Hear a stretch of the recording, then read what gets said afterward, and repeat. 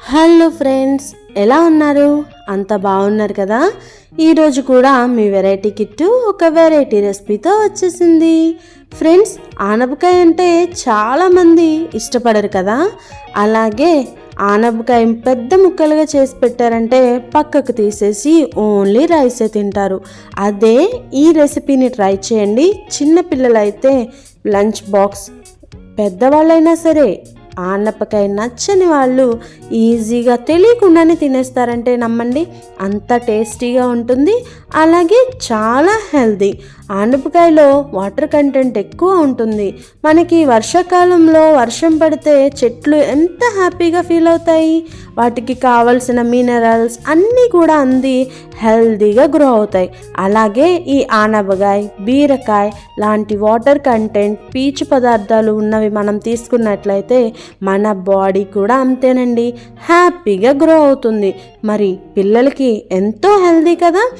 So మనం ఈ recipe చేసి బాక్స్లో వారానికి 2 సార్లు పెట్టడం వల్ల చాలా మంచిది. ఇలా ఆనపకాయని తొక్క పీల్ చేసేసి తరువాత సన్నగా గ్రేట్ చేసేయండి. చూసారు కదా, ఇలా కొంచెం పెద్ద కన్నాలతో గ్రేట్ చేస్తే త్వరగా ఉడుకుతుంది. అలాగే రుచి కూడా చక్కగా బాగుంటుంది. సో చక్కగా నేనైతే సగం ముక్కతో చేశాను, ఎందుకంటే నాకు బాబు ఒక్కడికే లంచ్ బాక్స్ కోసం మార్నింగ్ త్వరగా అయిపోవాలి కాబట్టి, అండ్ వాడికి హెల్తీనెస్ కూడా ఇంపార్టెంట్ కాబట్టి ఇలా చేసేసాను.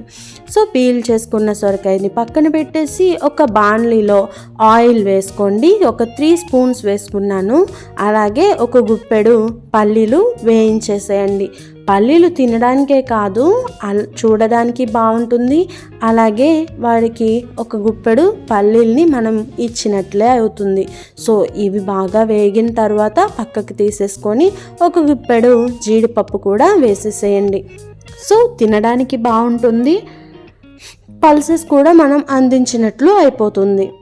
ఇదే ఆయిల్లో జీడిపప్పు కూడా వేసేసి చక్కగా అటు ఇటు తిప్పుకుంటూ గోల్డెన్ బ్రౌన్ కలర్లో వచ్చాక తీసి పక్కన పెట్టేసి ఇలా పోపు దినుసులు, ఆవాలు, పచ్చిశనగపప్పు, సాయమినపప్పు, ఇంకొంచెం జీలకర్ర వేసి అలాగే ఒక ఎండుమిర్చిని ముక్కలుగా చేసి వేయించేసేయండి.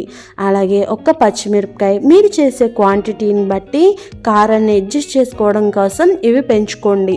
అలాగే వెల్లుల్లి ఒక 2-3 రెబ్బలు దంచి పెట్టుకొని వేయించిన తర్వాత మనం గ్రేట్ చేసి పెట్టుకున్న ఆనపకాయ ఉంది కదా, ఆ చక్కగా సన్నగా తరిగిన ఆ ఆనపకాయని కూడా వేసేసేయండి. సో మనం మంటని మీడియం ఫ్లేమ్లో పెట్టుకున్నట్లయితే ఆనపకాయలో నుంచి వాటర్ ఊరుతుంది.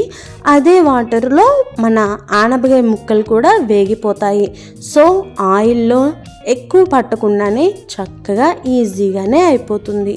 ఇలా కొద్దిగా వేగిన తర్వాత సాల్ట్ రుచికి సరిపడినంత వేసుకోండి. దీనిలో మనం కొద్దిగా రైస్ వేస్తాం కాబట్టి మనకి రుచికి సరిపడినంత సాల్ట్ యాడ్ చేసుకొని కలిపినట్లయితే మాడిపోకుండా, మంచి కలర్ కూడా పోకుండా కావలసినంత తేమ అనేది ఉంటుంది. ఆ తర్వాత మంచి ఫ్లేవర్ కోసం కొద్దిగా కరివేపాకు, ఒక రెబ్బ కరివేపాకు వేసుకున్నట్లయితే సరిపోతుంది.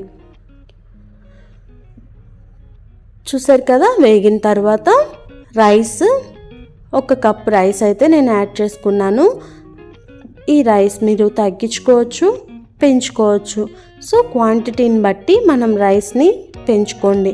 మనకి ఎక్కువ సొరకాయ అనేది తినడం ఇంపార్టెంట్ కాబట్టి రైస్ తక్కువ, వెజిటేబుల్ ఎక్కువ ఉండేటట్టు చేసినట్లయితే సరిపోతుంది. చూసారు కదా, ఒక 2 మినిట్స్ అటు ఇటు చేసి రైస్లో ఈ సొరకాయ అనేది కలిసిన తర్వాత వేయించి పెట్టుకున్న వేరుశనగ గుళ్ళు, అలాగే జీడిపప్పు, కొద్దిగా కొత్తిమీర వేసేసి అటు ఇటు ఒక 2-3 సార్లు తిప్పేసి సర్వ్ చేసుకోవడమేనండి. సో ఇది టిఫిన్కి అయినా బాగుంటుంది, అలాగే పిల్లల లంచ్ బాక్స్లో కూడా చాలా బాగుంటుంది. మీరు పెట్టిన లంచ్ బాక్స్ మళ్ళీ ఖాళీ అయ్యి మాత్రమే ఇంటికి వచ్చినంత హ్యాపీగా తినేస్తారనమాట. సో రెసిపీ మీకు నచ్చింది కదా, నచ్చితే లైక్ చేయండి అండ్ సబ్స్క్రైబ్ చేసి ఎంకరేజ్ చేయండి. ఈ రెసిపీని మీ ఫ్యామిలీలో చిన్నపిల్లలు ఉన్న వాళ్ళకి పంపించారంటే వాళ్ళకి చాలా హెల్ప్ అవుతుంది. అండ్ హడావుడిగా ఆఫీస్కి కానీ అండ్ స్కూల్కి కానీ బాక్స్ ప్రిపేర్ చేయాలి అనుకున్నప్పుడు ఇది బెస్ట్ పద్ధతి అనమాట. ఇలాంటి రెసిపీస్ చాలానే నేను అప్లోడ్ చేస్తాను. సో ప్లీజ్ ఫాలో అవ్వండి అండ్ సబ్స్క్రైబ్ చేయండి. Thank you for watching.